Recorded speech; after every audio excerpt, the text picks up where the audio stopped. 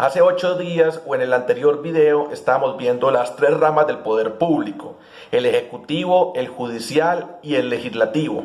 Entonces hoy queremos ver cómo abordar un poco esto. Primero, el poder judicial, el de los jueces. Entonces vamos a estudiar la acción de tutela. Vamos a tenerla ahí anotadita para buscarla, porque de esto no se trata de memorizar. No se angustien. Ustedes dirán, no, es que son muchos datos, es muchas cosas. Yo creo mucho en tomar nota.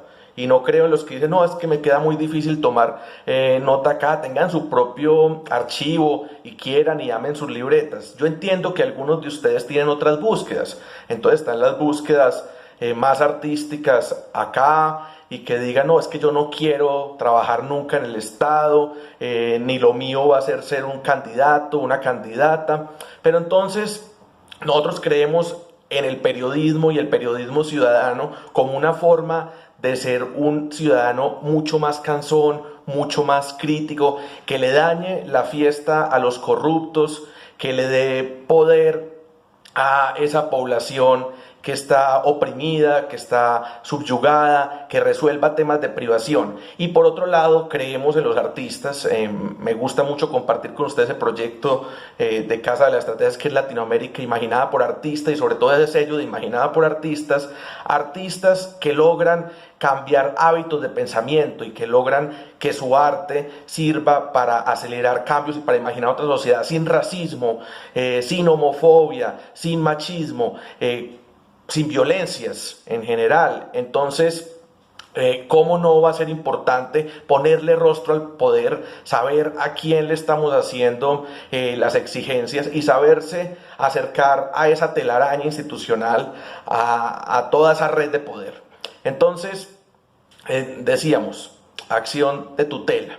Entonces, una acción de tutela es movilizar los juzgados, movilizar los jueces para que el Estado materialice, nos cumpla con un derecho. Pero entonces la idea también es saber que uno aquí en Colombia, y se puede aprender a estudiar en cualquier país, uno pone las denuncias en la fiscalía, es realmente el mejor lugar. Hay que entender que hay colectivos de abogados que podemos usar para que nos defiendan, temas públicos, defensores públicos, los consultorios de abogados que tienen las universidades. Entonces de repente también se pone una demanda, se pone una denuncia directamente a una hidroeléctrica, a una minera, porque nos está dañando el agüita, porque nos está dañando algo en el hogar. Entonces el poder legislativo es el que hace las leyes y es el Congreso.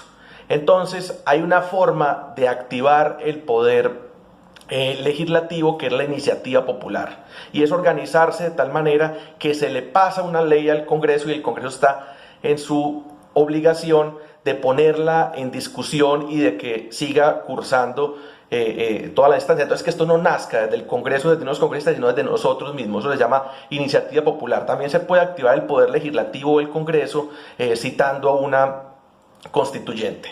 Y el último poder es el poder ejecutivo. Entonces vamos a pensar que con el poder ejecutivo muchas veces nos podemos relacionar, no solo pues con pero cabe que normalmente es ahí donde llegan los derechos de petición. Y los derechos de petición son muy sencillos, cada vez son muy sencillos. Es una ley de que el gobierno tiene un tiempo dado para responder. Y al responder, pues nos da un poder de información.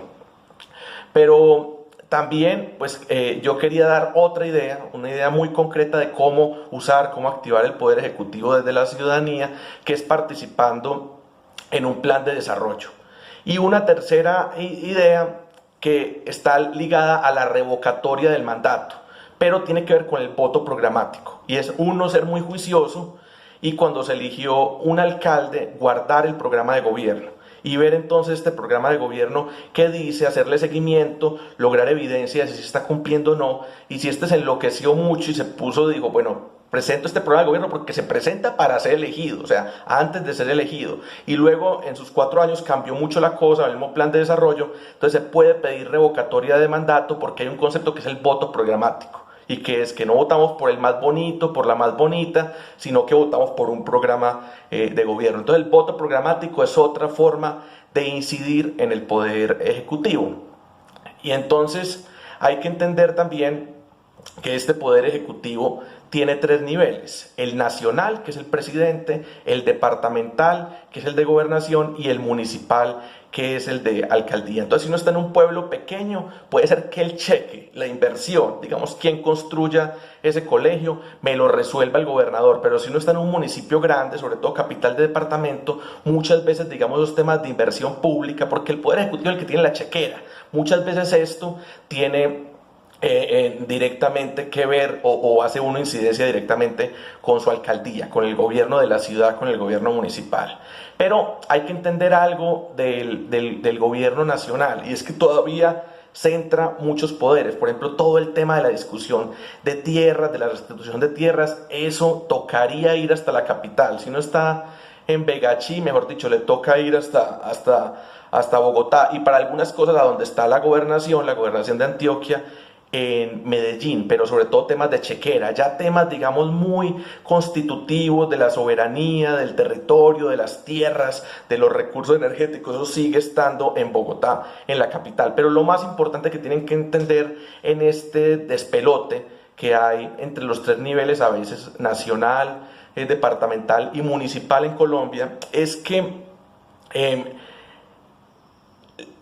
la policía le copia muy poquito a las alcaldías, al alcalde, a Claudia o a Quintero, pero nada, no le copian nada la fiscalía y el ejército a este alcalde. Entonces, ¿a quién le copian?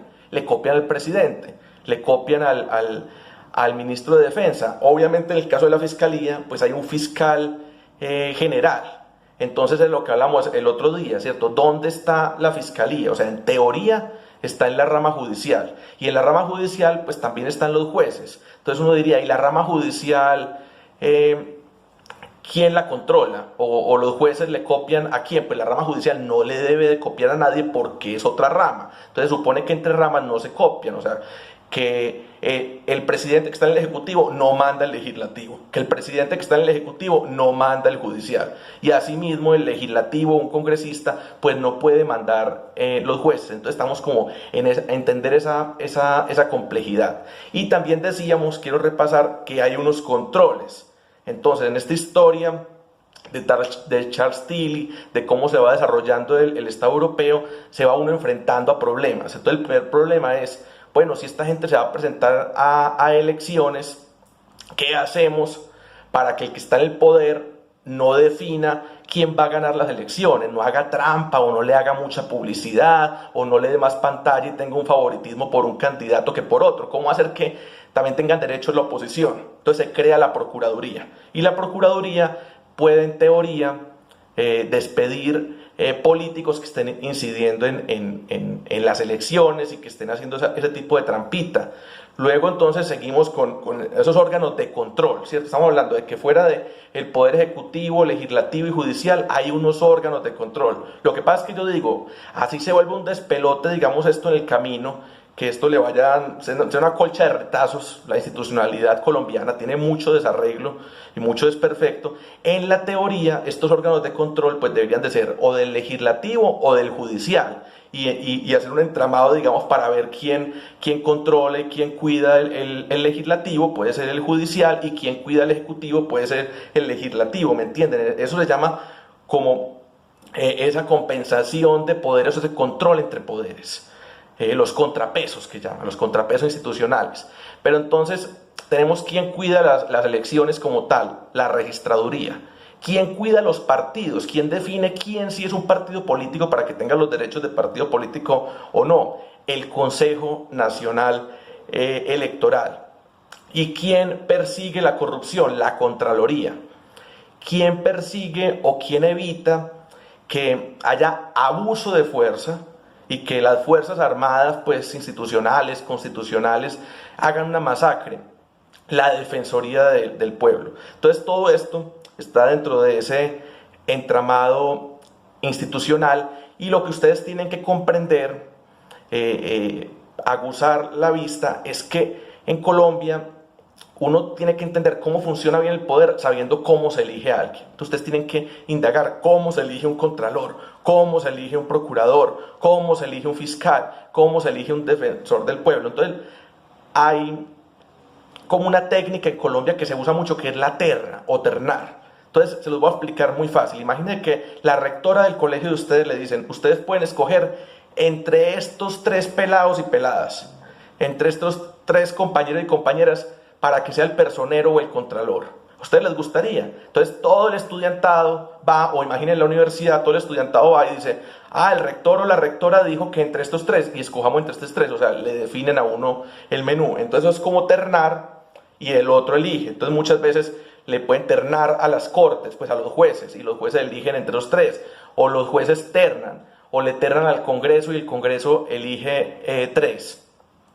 Queríamos dejar hoy recomendado a Jon Elster, a Juanito Elster, aunque este tiene una forma muy pinchada de escribirse J-O-N, para entrar un poquito también como a los movimientos sociales y a cómo nos organizamos nosotros dentro de un colectivo, porque Jon Elster ha trabajado toda su obra, y si alguien se mereciera el premio Nobel de Ciencias Sociales, si existiera el premio Nobel de Ciencias Sociales, sería para Jon Elster, porque él se ha preocupado mucho por el asunto de los acuerdos, cómo se pone de acuerdo la gente. Entonces, cómo nos ponemos de acuerdo de quién va a ser el presidente, la presidenta de este país, cómo nos ponemos de acuerdo dentro de un grupo, dentro de un colectivo, dentro de un parche de teatro, cómo se ponen de acuerdo dentro del Congreso. Entonces, él viene de una tradición muy fuerte, que es la de costos y oportunidades, que él concluye ahí que todo el mundo quiere maximizar sus oportunidades, maximizar sus ganancias. Entonces, como uno invierte un tiempo, invierte un dinero, ¿y cuánto saca de eso? Entonces, que la gente siempre está haciendo el cálculo,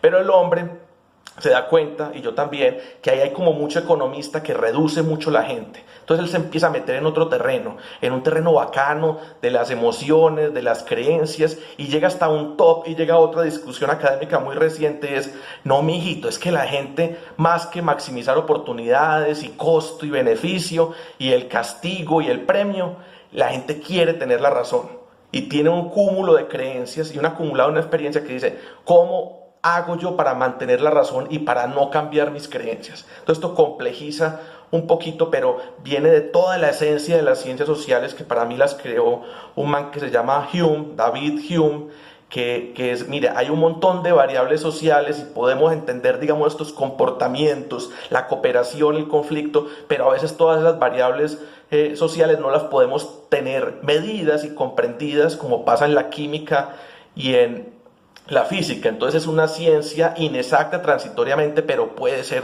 exacta. Entonces son cosas muy simples, pero a veces hay que tener muchos datos sobre las personas, y cuando ya es un grupo, esto se complejiza, y cuando es una red se complejiza aún más. Jon Elster.